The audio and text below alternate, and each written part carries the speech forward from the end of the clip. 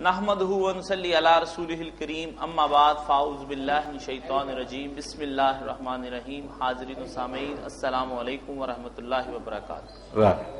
اس وقت ہمارے ساتھ معروف دینی اسکالر مفتی محمد اسحاق صاحب تشریف فرما ہیں اور ہم اپنے پروگرام کی کارروائی کا آغاز کرتے ہیں۔ مولانا صاحب، ام سفیان کینیڈا سے ہم سے پوچھتی ہیں کہ یہ بتا دیا جائے کہ ایک روایت کے اندر آتا ہے کہ حضرت علی رضی اللہ تعالی عنہ نے فرمایا ہے کہ جو حضرت داؤد علیہ السلام کے لیے برائی کی بات کہے گا میں اس کو 70 درے لگاؤں گا۔ آیا اس کی سند درست ہے؟ یہ کیا معاملہ ہے؟ سورہ سعد میں حضرت داؤد علیہ السلام کا واقعہ بیان ہوا، اس کے بارے میں مفسرین نے جو طویل باتیں لکھ دی، توبہ توبہ، انہوں نے زنا کیا، قتل کیا، سارے جرم کیے، اس پر پھر معافی مانگی، اللہ نے ان کی توبہ قبول کی۔ تو اس کے بارے میں پھر تفسیروں والے لکھتے ہیں کہ حضرت علی رضی اللہ عنہ کا 70 نہیں، میں 160 کوڑے لگاؤں گا، ایک نبی کی توہین کے اور ایک بہتان لگانے کے۔ مگر اس کا کوئی حوالہ امام ابن حجر رحمۃ اللہ علیہ نے جو الکافی شاف لکھی نا، اس کے حاشیے پر انہوں نے کشاف کے حاشیے پر لکھا کہ لا مجد، مجھے یہ روایت ملی۔ ہاں، شیعوں کے ہاں امام جعفر صادق کا ضرور آتا ہے کہ انہوں نے کہا کہ اگر مجھے ایسے لوگ مل کے جائے نا تو یہ واقعہ بیان کریں گے تو میں ان کو 2 حدیں لگا، ایک بہتان کی اور ایک اللہ کے پیغمبر کی توہین کی۔ قصہ جھوٹا، بہت جھوٹا، اللہ پناہ دے، ایسی باتیں کیوں ان لوگوں نے لکھی؟ پیغمبر ایسے کام کرتے ہیں کہ بیوی چھین لی، قتل کر دیا اس کا خاوند، زنا کیا، حاملہ ہو گئی، توبہ پردہ ڈالنے کے لیے پھر خاوند مروا دیا۔ ایسے جرم اگر نبی کرتے ہیں، نبی نہ ہوئے توبہ توبہ تو پھر گنڈے اور بدماش ہی ہو، اللہ پناہ دے۔ تو واقعی ایسے لوگ سزا کے لائق، حضرت علی رضی اللہ کا نہیں ملا جی کہ یہ کہاں کون۔ ام سفیان یہ سوال پوچھتی ہیں کہ مولانا صاحب، آپ نے اکثر تقاریر کے اندر فرمایا ہے کہ ہاتھ بند ہو یا کھلو، جیسے بھی ہو ضرورت ہو نماز پڑھو، لیکن ایک صاحب کہتے ہیں کہ آپ نے المدونہ کے حوالے سے یہ بات کہی ہے، المدونہ تو خود ثابت نہیں ہے وہ کتاب، تو آپ نے کیسے کہہ دیا کہ نماز ہاتھ کھول کر بھی ادا ہو سکتی ہے؟ اب یہ قیامت آ گئی ہے کہ لوگ اٹھتے ہیں اور ایک کتاب جو اس گروہ کے نزدیک بالکل متواتر ہوتی ہے اور سارا دار و مدار اس مسئلے کا اسی پر، اس کو ہی کہہ دیتے ہیں صاحب نے، جیسے امام ابو حنیفہ رحمۃ اللہ کی فقہ، یہ حضرات ہمارے اٹھتے ہیں نہیں یہ فقہ کی کتابیں سب جعلی، امام ابو حنیفہ کو کوئی نہیں مسئلہ، توبہ کرو، حنفی پاگل جن کا وہ امام ہے انہوں نے لکھی ہیں وہ کتابیں، اس پر ہی وہ سارے فتوے دیتے ہیں۔ المدونہ جو ہے نا یہ بیٹا مالکیوں کا مدار ہے، مالکی جو ہے نا ان کا سارا دین المدونہ ہے۔ یہ شاگرد جو تھے امام صاحب کے ابن القاسم، وہ سوال کرتے گئے کہ امام صاحب یہ مسئلہ سوال جواب ہے، اور امام مالک اس کا جواب دیتے گئے، وہ ہے المدونہ، اس کی شرح انہوں نے لکھی، سارے مالکی اس پر اعتماد کر رہے۔ میں اور آپ کہہ دیں کہ نہیں صاحب جیسے کیا ہوتا، جو اس مسلک والے مانتے ہیں نا، شیعہ جن کتابوں کو مانتے ہیں، حنفی مانتے ہیں، کسی کو حق نہیں کہ کہا کہ یہ بناوٹی ہیں، وہ مسلک والے جانتے ہیں، انہوں کے سارا دین اس پر قائم ہے، وہ بام کھائی لیے پھرتے ہیں۔ اور جو ہے نا مصنف ابن ابی شیبہ جو امام بخاری سے بھی پہلے ان سب کے استاد ہیں، انہوں نے اس میں ایک فصل لکھی کہ ان لوگوں کا بیان جو ہاتھ لٹکا کر پڑھتے، عبداللہ بن زبیر ہے، ابو حنیفہ کے دادا استاد نخعی ہیں، سعید بن مسیب مدینہ میں، جو چوٹی کے امام تھے نا ہمارے سارے شہروں میں، 4 اماموں سے پہلے سب لٹکا کر پڑھتے، تو ہماری کتابوں میں ہم صرف اتنا کہہ دیتے ہیں کہ شکر ہے یار انہوں نے گناہ نہیں کہا باندھنے کو، ہاتھ خود نہیں باندھے، اتنی جان ہماری چھوٹ گئی، ورنہ اگر وہ کہہ دیتے ناجائز ہے، کام ہی خراب تھا سنیوں کا۔ سارے بڑے بڑے جو نا امام محمد ابن سیرین، سید ابن، سب مانتے ہیں، اہل حدیث عالم دیکھتے ہیں کہ سب لٹکا کر نماز تو جی الاستذکار ابن عبد البر کے، اس میں سب کے التمہید دیکھیں۔ امام مالک کہتے ہیں المستنکہ ایک کتاب ہے حنبلی مسلک والوں، اس میں پھر جو مسلک بیان ہوئے لوگوں کو اس میں لکھا، امام مالک سے پوچھا کہ آپ کیوں نہیں ہاتھ باندھتے؟ انہوں نے کہا مدینے میں میں نے کسی کو باندھتے دیکھا، رسول اللہ اس شہر میں رہے ہیں، بعد میں خلیفہ رہے ہیں، مسجد نبی میں کوئی نہیں باندھ۔ یہ دلیل دی ہے انہوں نے کہ مدینہ سارا نہیں باندھتا، یہ سنت سے بے خبر ہے۔ باہر کے لوگ کہتے ہیں آپ نے باندھے تھے، وہ کہتے ہیں ان کی تو باتیں، اس شہر میں آپ رہے، تو اس لیے یہ اتنا بچہ مسلمان بہت پکا کہ ہاتھ چھوڑنے لٹکا، جو باندھتے ہیں وہ بھی مانتے ہیں کہ باندھنا فرض واجب نہیں۔ امام شافعی باندھنے کا عالم ہے، وہ کہتا ہے اگر کو لٹکا دے اور وقار کے ساتھ کھڑا رہے، فضول حرکتیں نہ کرے، کوئی حرج نہیں۔ یہ چھوٹی چھوٹی باتیں ان میں کوئی جھگڑنے کا فائدہ۔ محمد جنید صاحب انگلینڈ سے پوچھتے ہیں مولانا صاحب السلام علیکم. آپ چھوڑنے کے بارے میں ایک بات درمیان میں سنیں، چھوڑنا یہ کوئی نہیں کہ ادھر ادھر لٹکتے رہیں، بالکل جس طرح آپ اتحیات میں بیٹھتے ہیں نا کہ ہاتھ جو ہے نا گھٹنوں کی سیدھ میں رانوں پر ہوں گے، ادھر نہیں پیروں میں، بالکل رانے جو ہے نا آپ کی گھٹنوں کی سیدھ میں بالکل جس طرح اتحی وہاں ہاتھ ہوں گے، اور آپ آرام سے سر جھکا کر کھڑے رہیں گے جہاں دو پاؤں کا درمیان، وہاں آپ کی نظر ہوگی. اور یہ آپ دیکھ لیں تجربہ کر کے کہ ہاتھ لٹکانے سے سر خود ہی نیچے ہو جائے گا، جوں جوں ادھر لے جائیں گے سر اونچا ہوتا جائے گا. آپ کوشش سے پھر یوں کریں گے نہیں، یہاں تو تنگ کرتے ہیں کہ آدمی سامنے دیکھے، ناف کے نیچے کریں گے وہ بھی ٹھیک، اس سے بھی سر جھکتا. اور چھوڑنے پھر تو بالکل آپ پریکٹس کر کے دیکھ رہے ہیں، آج سر خود بخود نہ دونوں قدموں کے نیچے نگاہ آ جاتی ہے، بہت عاجز ہوتی ہے. اور یہ وہ پوزیشن ہے، آپ سب لوگ بیٹھے ہیں، جب میت ہو جاتی ہے نا آدمی مر جاتا ہے اس کے دونوں ہاتھ پھر اس کے نا یہاں لٹکا دیا جاتا، وہ باندھتا نہیں، اس کی طرف سے حیران ہوتا کہ یار میرا اختیار ختم ہو گیا، میں جن چیزوں پر قبضہ کیے ہوئے تھا، زمینیں جائیداد سب چھوٹ گئی، میرے ہاتھ اب نیچے لٹک گئے. میت کا حال ہوتا. اسی طرح یہ نمازی جو ہے نا یہ کل میت ہو جاتا کہ اللہ کے سامنے مردے کی طرح کھڑا ہو گیا، کیا ہے میرے پاس. اس سے چھوٹی بات نہیں، جن لوگوں نے ہاتھ سے لٹکایا وہ چھوٹے تھے، بڑے بڑے امام. مولانا صاحب جنید صاحب پوچھتے ہیں کہ مولانا صاحب السلام علیکم. وعلیکم السلام. اگر کوئی بندہ دین کی تعلیم حاصل کرنا چاہے اور دین کی سربلندی کے لیے کوئی کام بھی کرنا چاہے لیکن اس کے والدین اسے نوکری کا حکم دے کہ نوکری کرو، تو کیا ایسی صورت میں وہ دین کی تعلیم کو چھوڑ دے اور والدین کے پیچھے چل کر نوکری یا کوئی اور کام کرنا شروع کر دے؟ اس بارے میں مجھے وضاحت فرمائیں. ضروری علم دین جو ہے نا اس سے تو والدین بھی نہ روکیں، بلکہ خود کہیں بیٹا اپنے دین کا ضروری علم تو ہونا چاہیے. مگر اب والدین بھی بوڑھے ہیں، کوئی ان کا سہارا نہیں، جس کو چاہیے نا کہ پڑھنے پڑھنے کے بجائے ان کی بھی خدمت کرے، وہ بھی بہت ضروری ہے. اگر ان کو نہیں اس کی ضرورت ہے، خیر ہے ان کو، اچھے ہیں، تندرست ہیں، کما رہے ہیں، تو پھر وہ بھی کیوں اس کو علم سے محروم رکھیں. بلا شبہ. ایک دوست پوچھتے ہیں شہزاد صاحب سعودی عرب سے کہ مولانا صاحب عقیدہ طحاویہ کے بارے میں کہا جاتا ہے کہ یہ کتاب امام جعفر الطحاوی کی ابو جعفر طحاوی کی طرف منسوب ہے، تو کیا یہ بات صحیح ہے یا نہیں؟ منسوب وہی پہلی بات اور مدبن ہوگی، ساری کتابیں منسوب ہی ہوگی. بھائی اتنے بڑے بڑے لوگ آتے ہیں، شرحیں لکھتے آتے ہیں، اس کے حوالے دیتے ہیں، اس طرح تو ساری باتوں کو کہتے ہیں. کئی وہ ہیں بیٹا جو کہتے ہیں کہ یہ بخاری شریف کو امام بخاری کی یہ بھی منسوب، بعد میں لوگوں نے گھر کر ان کے نام پر کتابیں چھپی ہوئی. کیا کریں، ہر شے کا انکار کرنے پر آ جائے کیا ہو.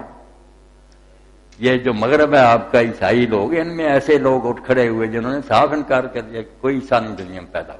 عیسائی وہ ملحد ہو گئے، جنہوں نے کہا کون مریم تھی اور کون عیسیٰ، کوئی ایسا آدمی دنیا میں نہیں آیا. یہ ہمارے چرچ نے اور پادریوں نے کہا وہ سرے سے منکر ہی ہو گیا کہ مسیح ہوا ہی نہیں. اب کیا اس کا کوئی راج ہے؟ چھوڑے ان باتوں کو بٹا. جو چیزیں متواتر ہیں اور ساری امت پورا گروہ مانتا تھا اس کو نہ چیلنج کرے. مولانا اسی دوران یہ بھی ایک سوال ساتھ ہی میں آیا ہے جو ابھی کہ وہ ہے کتاب الامامہ و سیاسہ جو ابن قتیبہ کی ہے، یہ بھی منسوب ہے یا پھر یہ منسوب ہے؟ یہ جو چند کتاب ہے نا، کیونکہ ابن قتیبہ کی کتابوں کی فہرستیں جو ہے نا پکی لکھی ہوئی تھی نا، ان میں کوئی نہیں ذکر صحیح، اور ان کی دوسری کتابوں میں جو مواد ہے اس کے بالکل خلاف. جی. ایک صاحب پوچھتے ہیں میرا ایک دوست کہتا ہے کہ اگر بقول مولانا اسحاق تمام مسلم گروہ حق پر ہیں تو مولانا صاحب خود شیعہ کیوں نہیں بن جاتے، کیونکہ وہ بھی تو حق پر ہے. نہیں، میری بات تو بالکل غلط انہوں نے بیان کی. سارے لوگ حق پر نہیں ہیں، بہت باتیں غلط ہیں لوگوں کی. میں تو صاف کہتا رہتا ہوں کہ جو غلط ہے اس کو ہم غلط کہیں گے، اہل حدیث کی ہوں یا شیعوں کی ہو. یہ کوئی ٹھیکہ کہ سارے حق پر، یہ غلط بات ہے. یہ کہیں کہ سارے گروہ مسلم ہیں، حق پر نہ کہے مسلم، کافر نہیں ان میں سے کوئی. بیچاروں کی تحقیق ہے، جو کسی کو ملا اس پر وہ عمل کر رہا ہے، وہ غلط ہو سکتی بات. غلط تو کہنا، جو غلط ہے اس کو غلط کیوں نہیں کہنا. آج ہی تم نے خطبے میں سنا کتنی باتوں کو میں نے غلط ہیں، صحیح نہیں ہیں، باطل ہیں. یہ باتیں تو ہیں، مگر جو ہے نا کہ یہ اسلام سے نکل گئی، ایسی کوئی بات. اسلام سے نہیں نکلے، سب گروہ اسلام کے ہیں، باقی جو ہے نا سارے سچے ہیں. یہ کس طرح ہو سکتا؟ کئی باتیں غلط لوگ کرتے. حسن محفوظ صاحب سعودی عرب سے پوچھتے ہیں کیا موضوع پر مسح کرنے کے لیے شرط ہے کہ اسے پہلے سے وضو کیا جائے؟ علماء یہی کہتے ہیں کہ اس کے بغیر مسح جائز نہیں ہے. نہیں، علماء نہیں کہتے، یہ تو اللہ کے رسول علیہ السلام نے شرط لگائی نا کہ موضع جو ہے نا وضو کر کے پہنو. پھر 1 دن 1 رات وطن میں اگر تم نہیں اتار، اور سفر میں ہو تو 3 دن 3 رات مسا اتارنے کی ضرورت نہیں مسا، مگر پہلے جو پہننے نا وضو کر کے وضو کی حالت میں پہن۔ جی ایک صاحب یہ پوچھتے ہیں عاطف علی شاہ ناروے سے، مولانا صاحب السلام علیکم، آپ کو حج کی بہت بہت مبارک ہو، اللہ تعالیٰ آپ کا یہ حج قبول و منظور فرمائے، اللہ آپ کو جزائے خیر۔ مولانا صاحب مجھے یہ بتائیے کہ انسان کتنا با اختیار ہے اور کتنا بے بس ہے، تقدیر اور تدبیر کا کیا نظریہ درست ہے، وہ کون سا نظریہ جو قرآن و سنت سے ثابت ہے، صرف اس کے بارے میں بتا دیں، ہم تو رتب و یاب سنتے رہتے ہیں۔ شاہ صاحب نہ تو انسان اس طرح مختار ہے جیسے اللہ کہ جو چاہے کر لے، کتنے منصوبے ہیں جو ہم بناتے ہیں، کوششیں کرتے ہیں، سارا زور لگاتے ہیں، نہیں کامیاب ہو، بے بسی ہے۔ نہ اور اس طرح بھی نہیں کہ یہ بے جان چیزوں کی طرح کہ بس اس کو اللہ ہی ہلاتا چلاتا، یہ اپنی مرضی سے کچھ نہیں کیتا، یہ بھی مانے تو سارا دین ہی کیا پھر لوگوں کو سزائیں کیوں دی جاتی ہیں اور عدالتیں کیوں ہیں، پولیس کیوں؟ تو بات وہی ہے جو امام جعفر صادق علیہ السلام نے کہی، بڑی پیاری ہے، اس کی تفصیل تو پھر جو بات کریں گے پھیلتی جائے گی۔ لا جبرا ولا تکلیف، نہ تو یہ ہے کہ انسان مجبور ہے، نہ یہ ہے کہ اللہ نے بالکل اس کو سب کچھ سانپ دیا، جو جی چاہے کر رہا ہے، اب رب بھی دخل نہیں دے سکتے، یہ بھی نہیں، ولیکن امر بین الامرین، کام ان دونوں کے درمیان ہے۔ وہ یہ جیسے کہتے ہیں نا، مولانا ادریس خان علی رحمۃ اللہ لکھا ہے کہ علی رضی اللہ عنہ سے ایک آدمی نے کہا کتنا اختیار ہے مجھے، آپ نے فرمایا 1 پاؤں اٹھا، اس نے اٹھا لیا، زمین پر کھڑا تھا، فرمایا دوسرا اٹھا، اس نے کہا نہیں اٹھا سکتا، گر جاؤں گا، فرمایا اتنے کچھ اختیار ہے کچھ نہیں۔ اور بہت اچھی بات مولانا بدر عالم نے کہ ہیں تو بیچارے بندے کیا ہیں، اللہ ہی ہے سب کچھ، تو بیچارے کہتے ہیں چلا آدم سے میں ہستی کو، جب بننے لگا نا انسان، چلا آدم سے میں ہستی کو بول اٹھی تکلیف، بلا میں پھنسنے کو کچھ اختیار دیتا ہے، تھوڑا سا اختیار دے کر ہمیں پھنسا دیا، پھنس گیا، اب جان تو نہیں چھڑا سکتے، 1000 مانا کرے دوزخ جائیں گے، کیونکہ کوئی کہہ نہیں سکتا میں مجبور ہوں، اگر یہ مجبور کیا عدالتوں کو برخاست کرو، پولیس کو ہٹا دو، تمہارے کوئی چوری کرو، کیا کہتے ہو تو بیچارے قسمت پر۔ رومی رحمۃ اللہ نے فرمایا کسی طرح ایک نامراد باغ میں چلا گیا، پھل توڑ کر کھائے، اب مالک آیا، اس نے کہا یار کیوں کھا رہے ہیں میرا پھل؟ کہنے لگا میں نہیں کھا رہا، کھلا رہا، میرا کوئی قصور نہیں، اللہ کھلا رہا۔ اس نے سمجھا اس کا علاج باتیں نہیں، نوکروں سے کہا رسے لاؤ، سوٹے لاؤ، باندھ لیا، پھینٹی شروع کر دی، اب وہ کہتا ہے مجھے کیوں مارتے ہو؟ اس نے کہا مارتا نہیں مروا رہا، جب توبہ کی نا کہ میرا قصور تھا، اس نے کہا میں ہی مار رہا، تو کھا رہا تو مان گیا میں ہی مار رہا۔ تو بندہ نہ تو ہے بیٹا پتھر کی طرح کہ اللہ ہی ہلاتا ہے، اس نے اختیار دیا، ومن شاء فلیؤمن ومن شاء، میں نے راستے بتا دیے، اب جس کی مرضی وہ کفر کرے اور دوزخ میں چلا جائے، جس کی مرضی وہ نیک کام کر کے مومن ہو جائے، اما شاکرا و اما کفورا، راستہ بتا دیا، اب اس کی مرضی ہے شکر گزار بنے گا نہ شکر۔ باقی جو نا معاملات کے ساری مرضی یہ شریعت کا دائرہ، اس میں اختیار ہے، نیکی بلی ہم اپنی مرضی سے کریں، جو تقدیر ہے نا دوسرا، دکھ سکھ آنے، بیماریاں آنے، مالی پریشانیاں، اس میں ہمارا دخل بہت تھوڑا ہے، محنت ہم کرتے ہیں ضرور کرنے کے حکم ہے، مگر وہاں تقدیر بہت غالب۔ اسی کو حضرت علی نے کہا عرفت ربی بفضل اللہ، کہ لوگ کہتے ہیں رب نہیں، وہ کہتے ہیں رب کا پتہ تو چل گیا جب ہم نے سارا زور لگایا، کوششیں کی، پکے ارادے کیے، اے لوگ کچھ نہیں بنا، پتا لگا کہ کوئی طاقت ہے جو مزاحمت کرتی، نہیں ہونے دیا۔ وہاں پھر یہی حکم ہے کہ اگر نہیں ہوا تو سمجھو کسی میں بہتری، گلا نہ کرو، راضی۔ جی دین کے احکام جو نا حلال و حرام یعنی کہ یہاں بہانہ نہیں بنا سکتے، زبردستی ہم سے کہ یہ ہم خود ہی کرتے ہیں، یہ اختیار ہے، مگر یہ جو نا دکھ سکھ یہ کوئی یہ بس میں نہیں، یہ اللہ تعالیٰ کی طرف سے آ جاتے ہیں، ہمیں حکم ہے پرہیز کرو، اپنی طرف سے احتیاطیں کرو، اور کچھ نہیں کرنا۔ میں دوست سن رہا سنا دوں، بہت پیاری بات کہی، گر گریزی با امید رہا، اگر تو بھاگے گا کہ وہاں سکھ ملے، یہاں سے بھاگنے وہاں سکھ ملے گا، گر گریزی با امید راہ ہم ازاندہ پیش تھا، وہاں بھی کوئی مصیبت آ جائے گی سامنے، ایت کنجے بے ددو بے دام، کوئی کونا دنیا کا نا درندوں اور چار پایوں سے خالی نہیں، جز بخلوت گاہ حق کا، سوائے اللہ کے دامن سے چمٹ جانے کوئی پناہ، آدمی وہاں ہی چمٹا رہے، محنت کرے، کہ بچا کر رکھ، ورنہ کوششیں کرنے کے باوجود سب بیکار جاتے. کون بھوکا مرنا چاہتا؟ نہیں کوئی پیچھا. جی باقی اللہ سے دعا کرنی، اپنی کوشش، یہ حکم ہے، یہ خود اللہ تعالیٰ کا حکم ہے. اسی لیے نیک لوگوں نے بڑی پیاری بات کہی کہ رزق کوشش سے نہیں آتا. یہ نہ کہو کہ کوشش کیجیے آیا، یہی کوشش رہا ان کو بڑا، کوشش کے بعد آتا ہے. یہ کہو کوشش سے نہیں، کوشش کے بعد رکھا ہے اصول اس نے کہ ہاتھ پیر ہلاؤ دے دوں گا، عام دستور یہی. کوشش کے بعد ہے، کوشش سے نہیں، ورنہ کئی کوششیں جو ہے نا کام رہ جاتے ہیں. بیچارے بڑے کوشش کرتے ہیں، کچھ نہیں پڑے پڑتے. جی محمود احمد صاحب پوچھتے ہیں دبئی سے، اللہ کا دامن ہے اس میں آدمی بس نہ اس کو یاد کرے، دعائیں کرے، اسی سے رزق مانگے. محمود احمد صاحب دبئی سے پوچھتے ہیں، میں صبح ہی بچوں پڑھ رہا تھا امام زین العابدین کی دعائیں، آپ لوگ بھی پڑھیں. اور جنہوں نے پڑھی نا مصر میں بھی اور دوسرے سنیوں نے، انہوں نے کہا یار کتنے ظالم ہیں جو اہل کتاب بیت کی کتابیں نہیں پڑھتے. شیعہ کہہ کر محروم ہے. الصحیفۃ الصادقۃ الکاملہ، اس کو کہا جاتا ہے زبور آل محمد، کہ جیسے حضرت داؤد کا زبور تھا اس طرح کی دعائیں صبح شام کی، اولاد کے لیے، ماں باپ کے لیے، صحابہ کے لیے، اہل بیت کے لیے، رسول اللہ ہر، اور 7 دنوں کی دعائیں بھی. اس میں امام کہتے ہیں پھر اللہ میں تجھ سے کس طرح نا امید ہو جاؤں جبکہ تیرے سوا کسی دوسرے کے پاس کوئی اختیار. تو نے اس وقت مجھے یاد رکھا جب میں کچھ کرنے کے قابل نہیں تھا، ماں کے پیٹ میں دیتا رہا، اب تو مجھے کیسے بلائے. آپ پڑھتے ہیں فکریں، کئی یار حدیثوں نے بیٹا پڑھی، انہوں نے کہا یار اس سے بڑی توحید کون بیان کرتا. پھر حدیں قائم کی ہوئی ہیں، اس کا نہیں پڑھنا، اس کا نہیں، بری باتیں چھوڑ دو، کسی چیز بری جو اچھی ہیں وہ تو لے لو.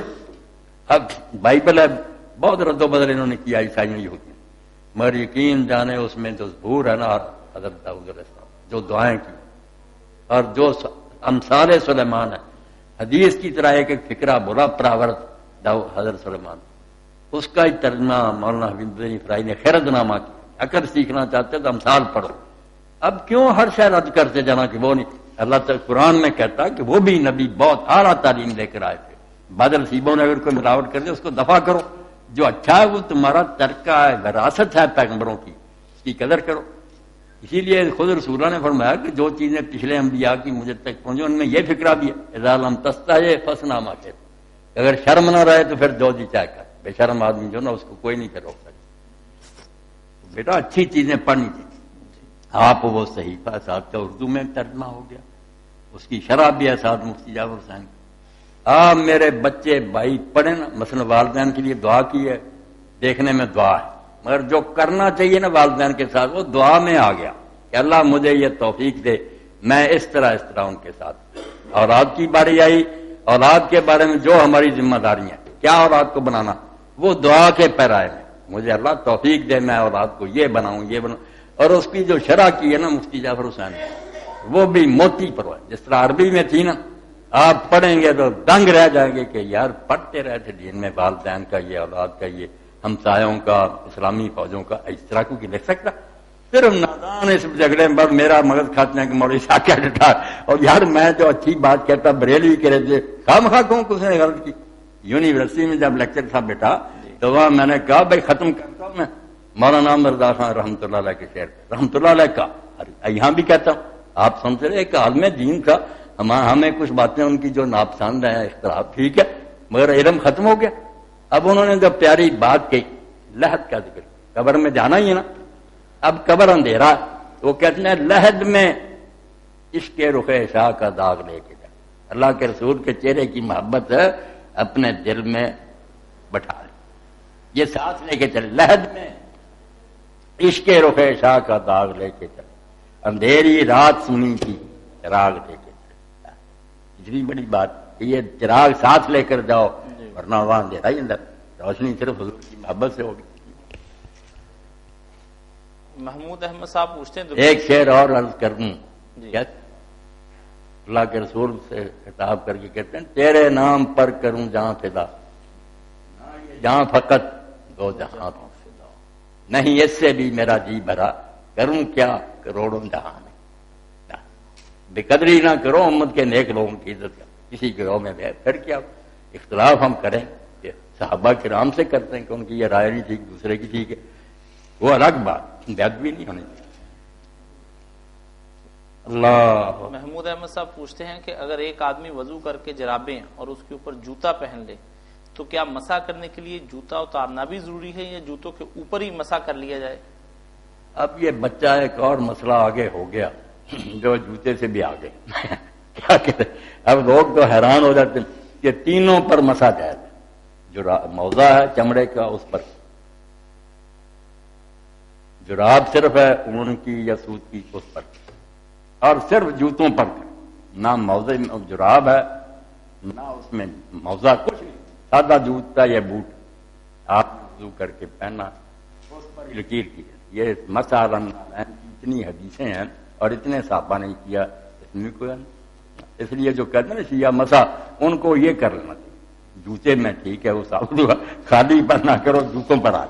تین مسا الخفین الجوربین النالین، آسانیاں دین، سردیاں کئی بوڑھے بیچارے کہتے ہیں ہم اس لیے تہجد نہیں پڑھتے یار وضو نہیں ہوتا، تیمم کر لو یا اس طرح کا وضو کر لو۔ اس بارے میں مولانا جرابوں کا بہت موٹا ہونا ضروری ہے؟ کوئی موٹا ہونا ضروری، یہ بھی اپنی طرف سے بات گھڑی کہ گائے جو ہے کس قسم کی ہونی چاہیے، جیسے یہودی خواہ مخواہ بات کو لمبے کرتے جانا۔ پھر جراب لکھا ہو، جراب، حضرت ابن عمر رضی اللہ عنہ نے سود کی تھی، فرمایا یہ بھی موزے ہی ہیں، وہ چمڑے کے ہیں یہ کپڑے کے ہیں، موزے جس سے بھی چھپایا ہوا پاؤں وہ ایک ہی حکم ہے اس کی۔ ان سارے سنیوں کو چاہیے کہ یا تو شیعوں کی بات مانے کہ موزوں پر بھی مسا نہیں کرنا، ننگا پاؤں جو ہے اس پر مسا کرو، وہ کہتے ہیں قرآن کہتا ہے ارجن، یا تو اس پر آئیں معقول بات، یا مسا مان گئے حدیثوں کی وجہ سے تو پھر مسے میں کوئی فرق نہیں، نہ کپڑے کا نہ چمڑے کا نہ جوتے، تینوں کا ذکر آیا، موزوں پر بھی کیا، جرابوں پر بھی کیا، صرف جوتیوں پر بھی کیا۔ علامہ البانی صاحب نے تو بیٹا اس زمانے میں کسر ہی نہیں چھوڑی، وہ جوتیوں والا ہی انہوں نے نکالو اس میں کوئی خامی۔ حسن محفوظ صاحب پوچھتے ہیں السلام علیکم، سعودی عرب میں حکومت کی طرف سے حکم ہے کہ نماز کے وقت دکانیں بند کر دی جائیں اور یہ کام زبردستی کروایا جاتا ہے، کیا حکومت کا ایسا کرنا جائز ہے؟ اگر جائز ہے تو اس کی کیا دلیل ہے؟ دلیل آپ کیا مانگتے ہیں؟ دلیل تو بالکل جب اذان ہوگی لوگوں کو چاہیے چھوڑ کر نماز پڑھیں، حکومت کرتے بہت اچھا کرتے، اللہ نے جو حکومت کی ذمہ داری لگائی قرآن میں، اللہ دین احمد کرنا کام صلاح امر بالمعروف ونہی عن المنکر، حکومت کس لیے مسلمانوں کہ نمازیں قائم کرے اور زکوٰۃ جو ہے اس کی ادائیگی کا اہتمام کرے، بالکل ٹھیک۔ پہلے تو لوگ خود ہی بند کر دیتے، اب کو سستی ہوگی اس لیے کرنا پڑتا بند، ورنہ یہی تھا اذان کا وقت ہوا لوگ چھوڑ کر چلے جائیں، بہت دین تھا۔ دوست سید علی دکی پوچھتے ہیں مفتی صاحب السلام علیکم، میں نے آپ کے خطبے سنے، آپ نے اس کے اندر یہ رد فرمایا کہ امام حسین نے 3 شرطیں نہیں پیش کی تھی، لیکن یہ بات تو آپ جانتے ہیں کہ امام حسین نے عمر بن سعد کے ساتھ کربلا میں ملاقات بھی کی تھی اور اس میں انہوں نے یہی 3 شرطیں پیش کی تھی، کیا یہ روایتیں آپ کی نظر سے گزری؟ نہیں، سب میری نظر سے گزری، آپ بے فکر رہیں، یہ ساری پڑھنے کے بعد ہی میں کسی نتیجے پر پہنچ، چھپی ہوئی مری، یہ ساری باتیں جو نا ان لوگوں نے اپنی طرف سے پھیلا دیا کہ امام حسین یہ کہتے ہیں۔ حکومت جو تھی وہ سوئی پڑی تو نہیں تھی، اس کو بھی فکر تھی کہ ہم بدنام ہو رہے ہیں، جھوٹی ڈس انفارمیشن جس کو بیٹا اب بھی ذرائع حکومت کے قبضہ میں، جھوٹی اطلاعیں لوگوں کو دیتا رہتا، اچھے لوگوں کو بدنام کرتے ہیں، تو اس طرح کی بات امام حسین رضی نے کوئی ایسی بات نہیں کی۔ 3 باتیں یہ میرا بھائی بھی یاد رکھے، آپ بھی جو نہیں سمجھتے نا پریشان ہی ہو۔ ایک بات تو یہ کہ باطل کی حمایت نہیں کرنا، یہ غلط حکومت جو نا یہ کہوں کہ ٹھیک ہے یہ نہیں، ایک تو اس بات سے امام حسین کبھی نہیں ہٹے، پہلی بات حمایت باطل سے جناب جی۔ دوسری بات کہ خون خرابے کی ابتدا نہیں کی، اس لیے مدینہ میں دیکھا سختی ہو رہی، مکہ چلے گئے، مکہ سختی ہو گئی، مکہ شہر چھوڑ گیا، کوفہ وہاں اگر کہا تو کہا میں تمہارے ملک سے باہر چلا جاتا ہوں، یہ کوئی ڈر کی وجہ سے نہیں تھا، بھائی میں خون، اسی لیے جب وہ نامراد رات کا وقت تھا، آخری رات، تو خیموں کے گرد امام حسین نے کہا نا خندقیں کھود لو، اس میں آگ جلا دو، یہ قریب نہ آ سکے، تو ان کے سپاہی جو گشت کرتے تھے انہوں نے کہا حسین تو نے جہنم کی آگ سے پہلے اپنے لیے آگ قبول کر تانا دیا، تو کئی لوگوں نے کہا کہ ہماری زد میں آپ اجازت نے تیر مارے، تو آپ نے اپنا یہی تو وہ چاہتے ہیں، میری طرف سے پہل ہو جائے، بہانا ہاتھ آ جائے، انی اکرہ اور بدعت میں جنگ میں پہل نہیں کرتا۔ دوسرا اصول کہ خون خرابہ نہیں اپنے ذمہ لینا، اور تیسرا کہ اگر حق پر رہنے سے کوئی پھر مصیبتیں آئیں تو پھر استقرار اور ثابت جو ہو جائے پہاڑ گر جائے نہیں ہٹنا۔ تین باتیں یاد رکھو، پھر پڑھتے جاؤ، کوئی بھی پریشانی نہیں۔ وہ سب یہی باتیں ہیں، واپس چلا جاتا ہوں باہر، وہ اس لیے کہ حجت پوری کرو، میری طرف سے کوئی ایسی وجہ نہیں تھی۔ ٹھیک ہے، حکومت نہیں میں مانوں، میں یہ اعلان نہیں کروں گا کہ ٹھیک ہو رہا، بالکل باطل حکومت۔ جی ایک دوست باطل کی حمایت سے احترام، خون خرابے سے پرہیز، اور حق پر ثابت کرنی، تین باتیں ہیں۔ اس کے لیے بچہ لوگوں کو چاہیے کہ وہ ویسے نہ سنی سنائی باتیں کریں، ہمدردی سے پڑھیں کہ جس بات کے لیے خاص فرشتہ اللہ کے رسول رو رہے تھے، بیوی اندر گئی، دیکھا انسان کہہ رہے ہیں، حضور رو رہے ہیں، تو کہا یا رسول اللہ یہ کیا معاملہ؟ فرمایا ابھی میرے پاس سے وہ فرشتہ اٹھ کر گیا، تو جب سے زمین و آسمان بنے وہ نہیں آیا، پھر بھی اطلاع دینے آیا، اور مٹی بھی اس علاقے کی اس نے مٹھی بھر کر مجھے دکھائی کہ یہ وہ زمین ہے جہاں آپ کا بچہ چاہیے۔ اس وقت حضور رو رہے، اس لیے اس واقعہ کو سرسری جو پڑھتے سنتے انہیں کیا سمجھ آئی؟ آسان نہیں ہے معرفت راز کربلا، دل حق شناس جیتا ہے بیدار، آتی ہے کربلا سے یہ آواز آدمی، ہاں حق کا اعتراف کرے دار چاہیے۔ یہ بزدلوں کا کام نہیں، بزدل نہیں سمجھ سکتے، وہ تو یہی کہتے ہیں کہ انہوں نے بیوقوفی کی، لوگ روکتے تھے کیوں گئے، انہیں کیا پتا کہ اس وقت اسلام پر کیا قیامت آئی۔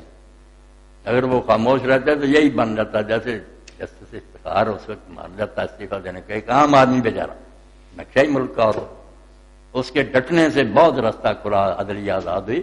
امام حسین اگر لیٹ جاتے حکومت وہ بدل نہیں سکے، نہ بدلنے کا کوئی موقع تھا، کیا بدلنا تھا؟ کچھ عورتیں تھی ساتھ کو بچے تھے، یہ حکومت بدلنے کا کوئی انتظام ہے نہیں۔ انہوں نے دیکھا کہ خاموش رہنے سے نا، اور حکومت بھی انہیں کے پیچھے پڑی ہوئی تھی، اتنے لوگ تھے، انہوں نے بھی بیعت نہیں کی، یزید نے نہیں مانگی، کہا نہیں کی، پھر کیا ہو؟ یہ جان رسول بیعت نہ کرے تو حکومت کا جواز کوئی نہیں، پھر میں کرتا رہوں کہ مسلمان نہیں مانیں گے، ضد کرتا تھا کہ آپ بیعت کریں، باپ بھی کہی کہتا، امام نے یہ کہا کہ خون خرابہ نہیں کرنا، نکال دو ملک سے، مگر میں یہ کہوں کہ یہ صحیح اسلامی بات ہے کرنا، اللہ کے رسول کا سارا نظام تباہ کر دیا تم نے۔ ابھی آئے تھے مفتی کفایت اللہ صاحب لاہور سے، آئیں گے، وہ کہتے ہیں میں کتابیں جن پر نشان لگایا، بڑے اچھے سے پڑھے لکھے، لے کر آنا آپ کے پاس بیٹھ کر سنتے رہتے ہیں، یہ حل کرنے ہیں مقام، میں نے کر لے آئے حدیث کی کتابیں انشاءاللہ۔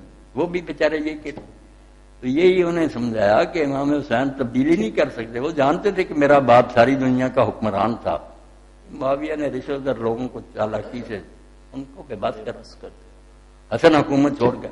اب 20 سالہ دور کے بعد کون ہے جو میرے ساتھ آئیں؟ کس نے آنا؟ صرف بچوں کو، گھر والے اپنے خاندان کے لوگ کو دیا کہ لوگ جانتے ہیں کہ میں کون اور یہ بچیاں کون ہیں، اس لیے میرا مرنا نا عام آدمی کا مرنا نہیں کہ وہ مٹی میں خون مل جائے۔ اور آپ دیکھتے ہیں اگر مدینہ میں، مکہ میں، ہر جگہ بغاوت ہوئی، یہ ابو سفیان کی نسل تو وہیں ختم ہوگی نا، پھر مروان وغیرہ قابض ہو گئے، ان کو اسی وقت مسلمانوں نے پھونک دیا، ان میں سے کوئی خلیفہ نہیں ہوا، بلکہ عبد الملک نے بیٹا فرمان جاری کیا کہ ابو طالب کی اولاد کو کوئی نہ چھیڑے، ابو سفیان کی اولاد نے انہیں دکھ دیا تھا، نتیجہ کیا نکلا؟ مسلمانوں نے بالکل نفرت کا اظہار کر دیا، ردے گئے وہ، پھر نہیں کسی نے چھوڑا۔ اب یہ حرامی کرتے ہیں کہ رشتہ داریاں دکھاتے ہیں کہ فلاں کے ساتھ رشتہ، اب مولانا عبد الرشید نعمانی صاحب نے کہا کہ کربلا کے بعد دکھاؤ کہ ابو سفیان کی اولاد سے کوئی رشتہ داری، وہ پہلے کی رشتہ داریاں تو حضور کی کافروں کے ساتھ تھی، کربلا کے بعد کو ہے علی کی اولاد سے رشتہ داری، جو ہے مروان کی اولاد ٹھیک ہے، انہوں نے تو خود ہی ہاتھ اٹھا لیا کہ نہیں ان کو نہیں چھیڑیں گے، وہ سے۔ محمد رضوان یوسف پوچھتے ہیں مولانا صاحب السلام علیکم ورحمۃ اللہ، امید ہے آپ خیریت سے ہوں گے، میں یہ پوچھنا چاہتا ہوں کہ میں نے آپ کے کہنے پر بعض اوقات فاتحہ پڑھ لیتا تھا اور بعض اوقات نہیں، لیکن یہاں تو صورتحال ہی الٹی ہو گئی کہ میں ایک امام کے پیچھے نماز پڑھتا ہوں تو وہ میری سری نماز کے اندر بھی فاتحہ پوری نہیں ہونے دیتا اور جلدی سے رکوع کر لیتا ہے، ایسی صورت میں میرے دل کے اندر کسی قسم کا کوئی خشوع نہیں ہوتا، اور میں دیکھتا ہوں نہ خشوع اور خضوع کسی قسم کا میری نماز میں موجود نہیں، اور میرا دل بھی نہیں چاہتا اس کے پیچھے نماز پڑھنے میں، میں اس بارے میں آپ کی کوئی رائے لینا چاہتا ہوں کہ برائے کرم کو ایسے مسئلے کا حل فرمائیں. کیا اس امام کے پیچھے نماز چھوڑ کے کہیں اور جا کے پڑھ لیا کروں؟ نہیں، اور اگر کوئی امام ایسا کہ وہ اچھے طریقہ سے فاتحہ پڑھتا، آپ کو موقع دیتا تو ٹھیک ہے، اگر اس میں زیادہ تکلیف نہیں تو پڑھ لیں، مگر اس وجہ سے صرف نماز نہ ساتھ پڑھنا کوئی بات نہیں. امام نے پڑھ لی نا، آپ نے پڑھ، موقع ملے آپ پڑھ لیں، پیچھے نہیں بھی ہوئی تو خیر بات ہے. حضرت جابر رضی اللہ عنہ جب بات واضح کر دی رسول اللہ کے صحابی نے کہ جو شخص کسی رکعت میں الحمد نہیں پڑھتا اس کی وہ رکعت نہیں، الا یکون ابرارا، ہاں اگر وہ امام کے پیچھے ہو پھر یہ حکم نہیں لگتا، پھر نماز اس کی ٹھیک ہی ٹھیک ہے. بات کو حد کے اندر رکھنا چاہیے. بہتر بات جو ہے وہ تو یہی ہے کہ جہری نمازوں میں سنیں، سری میں پڑھ. اب آپ نے شروع کی فاتحہ، امام جھک گیا، خیر اگر آپ نے ختم کر لی، امام نے ابھی نہیں ختم کی، آگے شروع کر لیں، پڑھتے جائیں جب تک وہ جھکتا نہیں.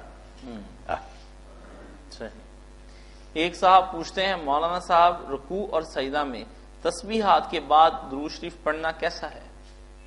درود شریف پڑھ لینا چاہیے. یہ بات جو امام جعفر صادق نے کہی بڑی پیاری بات کہ اللہ کی تسبیح کے بعد رکوع اور سجدہ میں جب لوگوں نے پوچھا نا، انہوں نے کہا اگر تم چھوٹا سا درود شریف پڑھ لو گے تو تمہارا رکوع اور سجدہ جو ہے اس کا ثواب 10 گنا بڑھ جائے گا.